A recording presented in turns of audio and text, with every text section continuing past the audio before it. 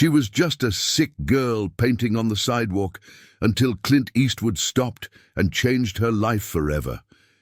What began as a desperate attempt to survive turned into a worldwide movement of hope, art, and humanity. You won't believe what he did next. The sky over Los Angeles was warm, but not too bright. Sunlight filtered gently through the leaves of a few tired city trees, dappling the pavement in shifting patterns. The streets bustled with people going places, tourists snapping selfies, vendors shouting out prices, business people rushing to meetings, but among the chaos sat a quiet girl, her back straight, her eyes focused, her hand moving slowly across a canvas.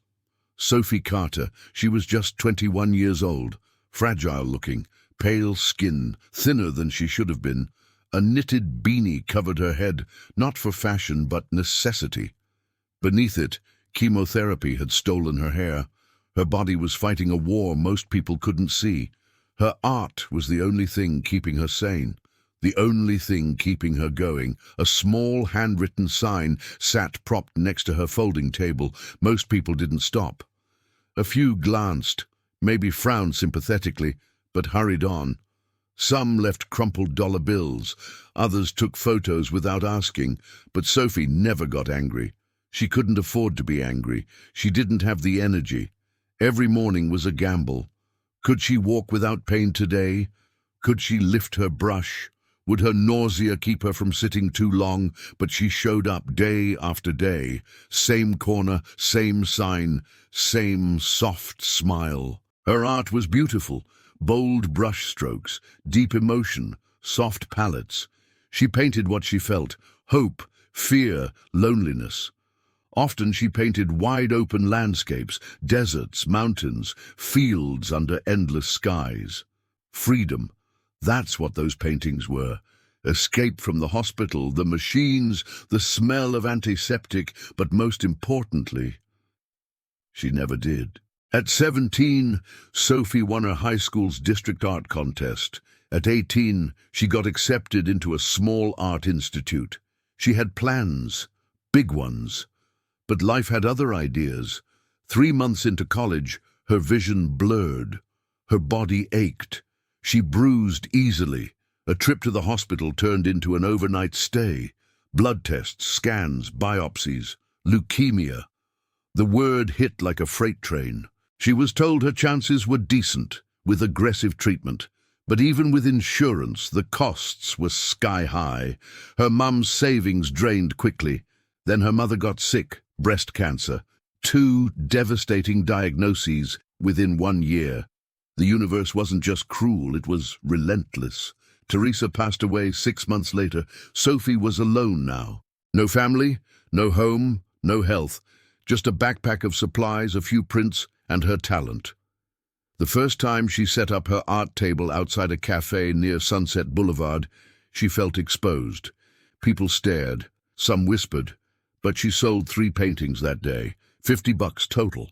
Not much, but enough to buy food and refill her prescription. Day 2, she earned $18. Day 5, she made nothing. Still, she kept showing up. She found a regular corner on a quieter street, not too busy, not too deserted. She painted live, letting people watch her brush transform blank canvas into beauty. Sometimes kids stopped to stare. One little boy asked, "Are you famous?" Sophie laughed. Not yet. Her favorite painting was a wide desert landscape with one lonely tree in the middle. She called it Still Standing. She didn't price it. She couldn't. It meant too much. But the truth was, time was running out. The doctors had given her a strict schedule. If she missed her next treatment window, her remission chances dropped significantly. She needed the money fast. Desperation crept in quietly, like shadows lengthening at dusk. She felt weaker each morning. Her fingers trembled sometimes, but she told herself, just one more canvas, just one more day. It was a Thursday. Warm breeze, bright sky. Sophie hadn't slept well. She was dizzy, nauseous, and her left wrist ached from painting too long the night before. Still, she walked the 3 blocks from the shelter where she stayed to her usual spot, set up her easel, laid out her paints. For 2 hours, nothing. Then a woman in heels dropped $5 and walked off. A man in a suit told her she had potential, but didn't buy anything. At noon, she sipped water and tried to ignore the pain in her ribs. And then, a shadow. It moved across her table, tall, slow, purposeful. She looked up, and her heart skipped. He was unmistakable, even in casual jeans and a baseball cap pulled low, the craggy jawline, the steel blue eyes, the walk of someone who had seen the world and still didn't blink. He didn't rush. He stopped, looked down at her paintings, picked one up, a black and white western landscape, lone cowboy, wild horizon. He nodded slightly. "You paint all these?" Sophie could barely speak. Yes." He glanced at her sign, read it slowly, looked at her, really looked. "You all right, kid?" She nodded, though her eyes burned. "I'm fighting, just fighting." For a moment, neither said anything. He crouched beside her chair. "This one," he held up, still standing. "Is that how you feel?" She swallowed. "I hope so." He smiled faintly. "It's good, real good." She smiled back, blinking away tears. Then he stood, reached into his back pocket, pulled out a checkbook. She thought he might donate 100, maybe 2. He scribbled something, tore it off, folded it, placed it gently on her canvas table. Then he leaned in and said, "Don't stop fighting. Promise me." Sophie nodded. He tipped his cap, walked away. She stared after him, still frozen. People passed by, oblivious to what just happened. It took her a full minute to unfold the check, $50,000. She gasped, fell to her knees. She wasn't crying. She was shaking. A couple walking past noticed and rushed over. She held up the check, stammering. "Clint Eastwood just gave me—" One of them snapped a photo. That photo would be the spark that lit up the world. The moment Clint Eastwood handed Sophie Carter a check for $50,000, the world shifted. For Sophie, it wasn't just a generous act, it was a lifeline. But what neither of them realized in that quiet, sunlit moment on the street corner was that it was also the beginning of a wildfire. By the time Sophie arrived home, her phone had turned into a chaotic swarm of notifications. A young bystander who had watched the entire exchange had taken a photo of Clint Eastwood standing with Sophie, her artwork in his hands. The caption was simple: "A legend meets a fighter." Sophie Carter, a cancer warrior, just sold her art to Clint Eastwood, who gave her $50,000 for treatment. Humanity exists. The photo blew up. Within hours, it was shared by celebrities, retweeted by news stations, and reposted by cancer survivors and artists around the world.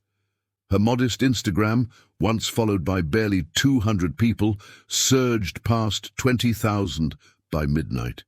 She was stunned. The internet didn't just love the story, they believed in her. Orders poured in. People from every corner of the globe wanted to buy her artwork. Some just donated money. Some sent handwritten letters.